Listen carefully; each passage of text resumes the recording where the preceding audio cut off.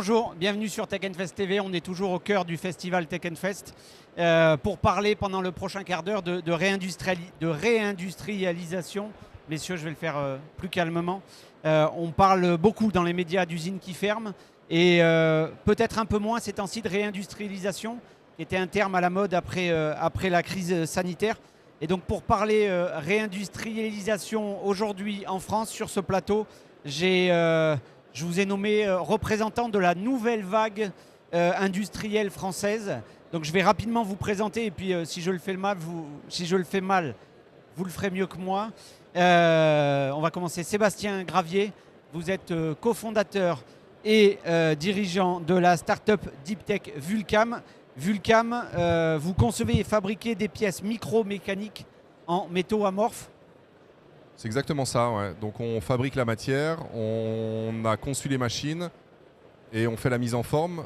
Et les matériaux, les métaux amorphes? Les métaux amorphes, c'est des métaux avec une structure atomique différente de tout ce qui existe. Donc c'est vraiment une start-up qui est issue des laboratoires et qui donne des intérêts au niveau du process. Donc déjà des capacités de mise en forme qui ressemblent à celles du plastique. Et puis des propriétés fonctionnelles qui sont hors normes puisqu'on a des matériaux qui sont à peu près 3 fois plus résistants que tout ce qui existe actuellement. Côté de moi, Gauthier Chicot, vous êtes cofondateur de Diamfab et dirigeant aussi. Alors Diamfab, vous êtes dans la production de diamants semi-conducteurs et vous avez inauguré là il y a quelques jours, peut-être quelques semaines tout au plus, une usine dans la proche banlieue de Grenoble. Exactement, donc oui, on fait du diamant semi-conducteur pour tout ce qui est application exigeante en termes de tenue en tension, de gestion de haute tension ou de fonctionnement dans des conditions extrêmes de radiation, de température. Et donc on produit notre diamant dans l'usine pilote qu'on vient d'inaugurer mi-janvier. Voilà. Mi-janvier. Et puis avec vous, Romain Detellier, vous dirigez Romain Arc Industrie Group, une tôlerie industrielle, sous-traitant et intégrateur pour les PME et grands groupes. Exactement, tôlerie et chaudronnerie fine. Donc nous, on est plutôt dans les métiers traditionnels. Mais j'aime à dire que pour qu'il y ait de l'industrie, il faut des sous-traitants industriels. Et aujourd'hui, effectivement, nous, on a ce point commun d'ouvrir tous les trois une nouvelle usine. Oui, c'est ça, parce que cette nouvelle vague que j'évoquais tout à l'heure, Gauthier a inauguré sa nouvelle usine début janvier. Vous avez annoncé quasi simultanément que vous alliez déménager et agrandir votre usine, donc un bel investissement. Et Sébastien aussi, votre usine, à quelques kilomètres de Grenoble, elle est en train de sortir de terre. Elle est plus qu'en train de sortir de terre, elle est hors d'eau, hors d'air. On est en train de faire les cloisons et on récupère le bâtiment mi-juin, donc dans quelques mois, quasiment demain. Votre projet industriel, Romain? Nous, c'est pour mi-juillet. Mi-juillet, on doit lancer de la production dans la nouvelle usine avec les nouvelles machines. Gauthier, Sébastien, qu'est-ce qui fait quand on lance une industrie aujourd'hui, on décide de produire en France? Est-ce qu'on est français peut-être d'abord Non, mais alors moi c'était assez évident, c'est que la techno elle est née en France, elle est née à Grenoble spécifiquement parce que c'est de la techno semi-conducteur, il y a tout l'écosystème.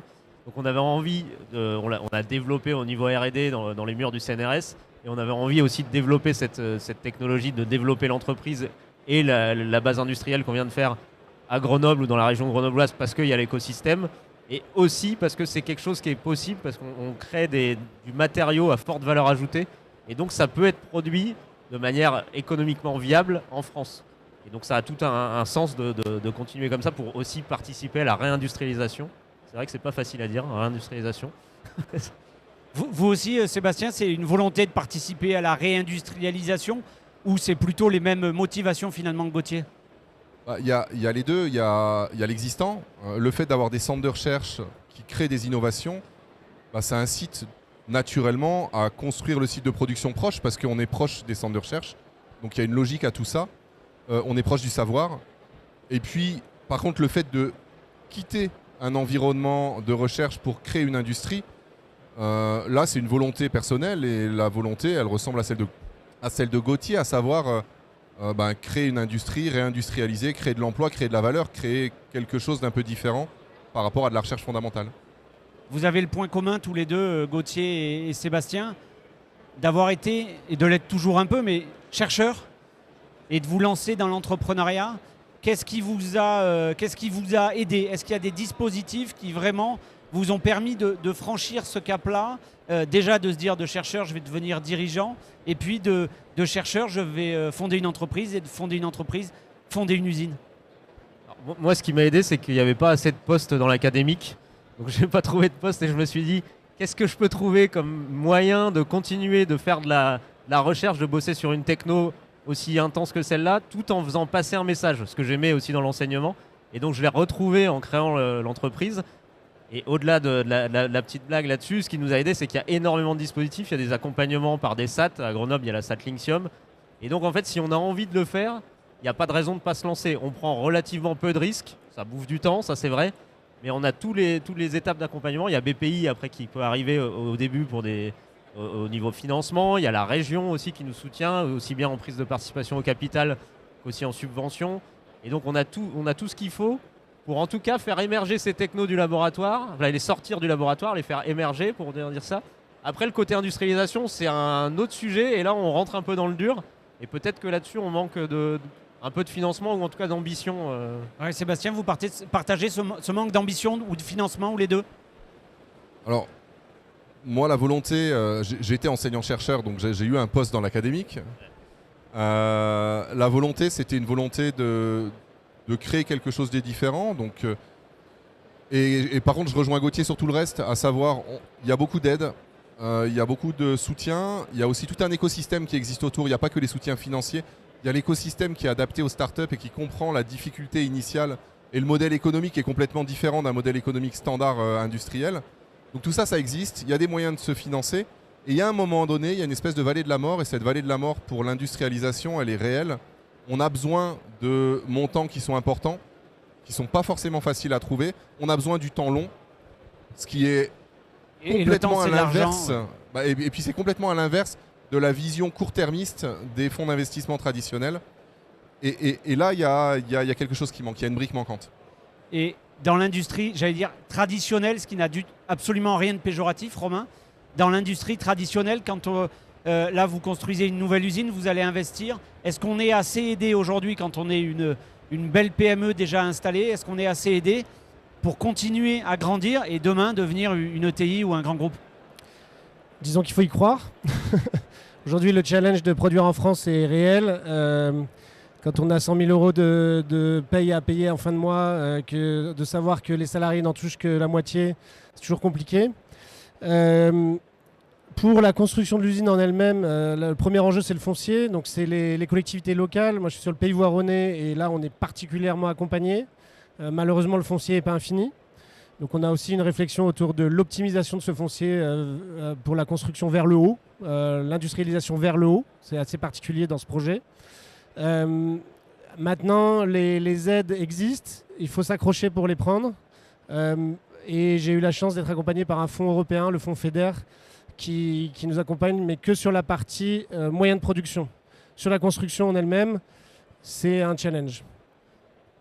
Sébastien évoquait cette vallée de la mort ensuite. Avant peut-être de l'aborder, dans les étapes que vous venez de traverser tous les deux, là, il y a quand même eu des freins, des moments où on se dit là, je ne suis pas assez aidé et pourtant je veux créer 10, 15 et demain peut-être des centaines d'emplois. Des freins, il y en a des centaines, il y en a plein. La question, c'est est-ce qu'il y a des freins qui semblent impossibles à lever? Je pense que la réponse, c'est non. Par contre, il y a beaucoup de freins qui sont des freins inutiles, qui ralentissent, qui n'apportent pas de valeur. Et parmi ceux-là, il y a beaucoup de freins administratifs. Et c'est vrai que construire un bâtiment, construire une usine, lancer quelque chose, ça demande énormément d'efforts, ça demande beaucoup de temps administratif qui n'apporte absolument aucune valeur, indépendamment des aspects purement financiers. Et je pense que le frein il est là, hormis le montage, la finance et puis tous les problèmes logistiques associés à la création d'une usine et puis d'un site de production. Gauthier, vous allez, avec vos solutions, vous allez quand même révolutionner un secteur. Vous avez aussi, là encore une fois, le sentiment qu'on vous laisse viser assez haut en France ou pas, ou à certains moments vous vous peut-être dit là j'ai besoin de temps pour aller plus vite et il y a ces freins alors administratifs, financiers qui ne me permettent pas d'aller aussi vite que d'autres concurrents peut-être en Asie ou en Amérique du Nord. Il y a cette notion de timing qui est évidente, c'est-à-dire que pour avoir une usine qui sort à un instant T, il faut anticiper au moins 2 ans, 3 ans avant.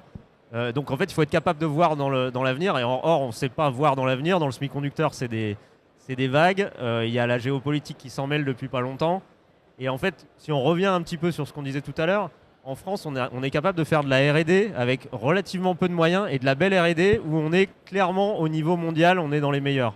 Maintenant, quand il s'agit d'industrialiser, il n'y a plus de on est meilleur que les autres. Les montants, ils sont les mêmes.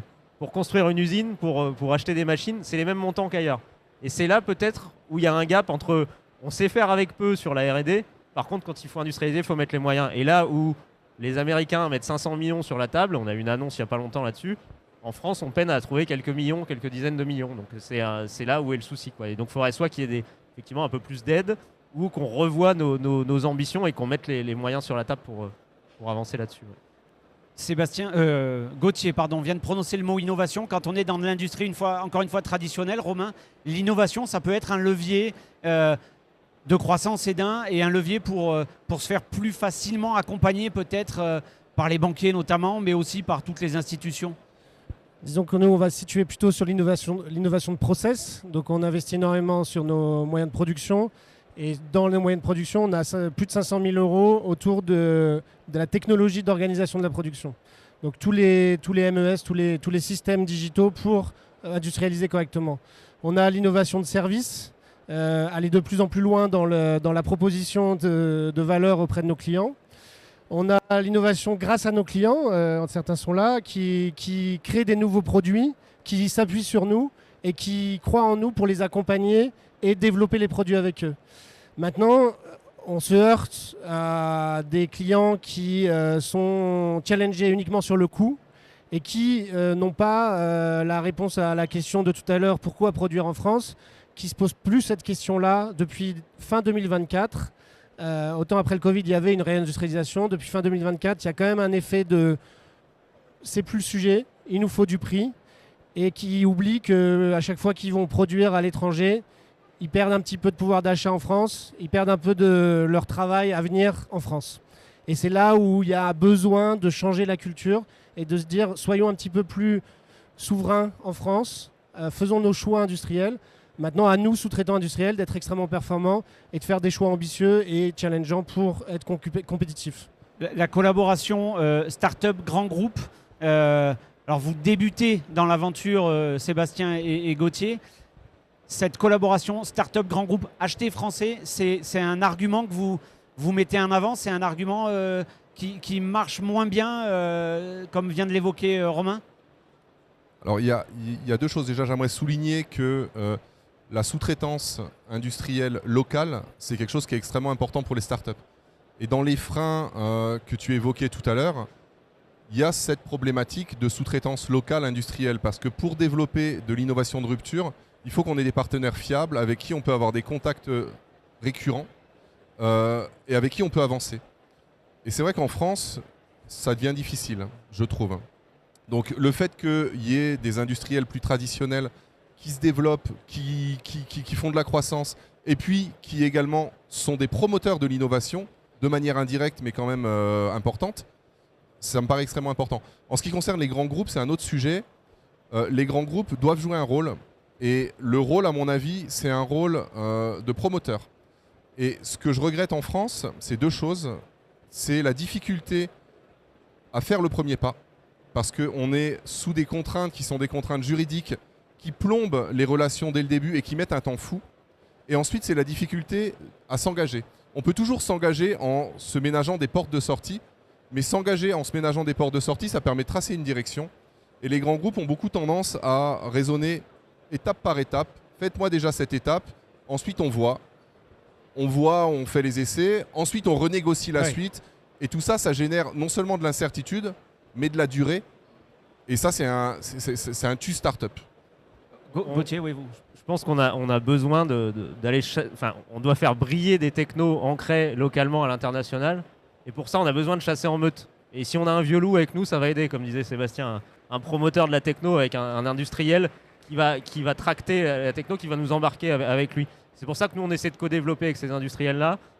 En France, il y en a qui se mouillent. Maintenant, c'est un petit peu dur d'avoir une vision long terme, contrairement à ce qui se fait au Japon. C'est un environnement qu'on connaît bien. Et c'est peut-être ça qui va nous manquer, de que ces industriels s'affichent tôt et soient capables d'avoir cette vision long terme, même si peut-être qu'ils l'ont en interne, mais qu'elle soit diffusée. Romain, vous avez aussi des fonctions au sein du MEDEF. Ce message-là que deux industriels de la nouvelle vague viennent d'exprimer, vous le portez, il est entendu, il y a des dispositifs qui sont imaginés, mis en place? Il y a au sein du MEDEF et au sein surtout de l'UMM, il y a des dispositifs d'accompagnement des industries. Il y a plein de progrès à faire évidemment, toujours, partout. Le sujet de l'industrie, il est toujours difficile à prendre parce qu'il est très politique et il est beaucoup lié au foncier. Donc après, quand on commence à en parler au niveau des syndicats patronaux, on rentre assez vite sur les enjeux de la mobilité, donc du logement, assez vite sur l'enjeu du foncier pour les entreprises.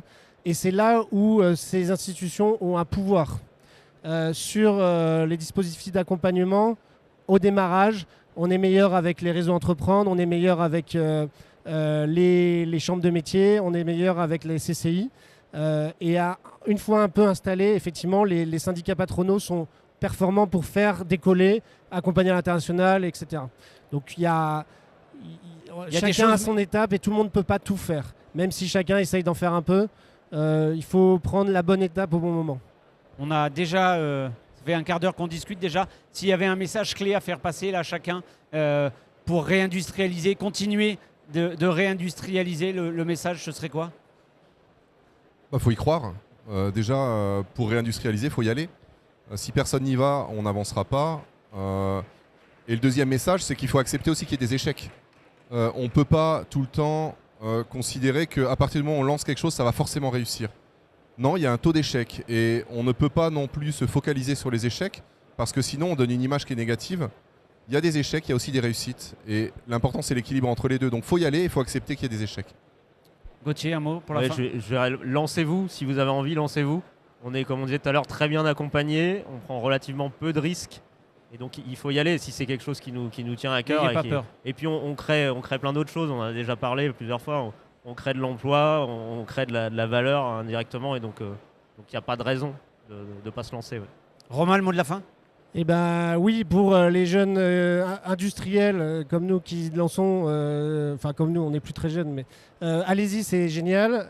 C'est une belle aventure pour les pouvoirs publics et les grandes entreprises. Faites-nous confiance, appuyez sur vous, sur nous et donnez-nous du temps de réussir. On relèvera les manches et on relèvera les challenges.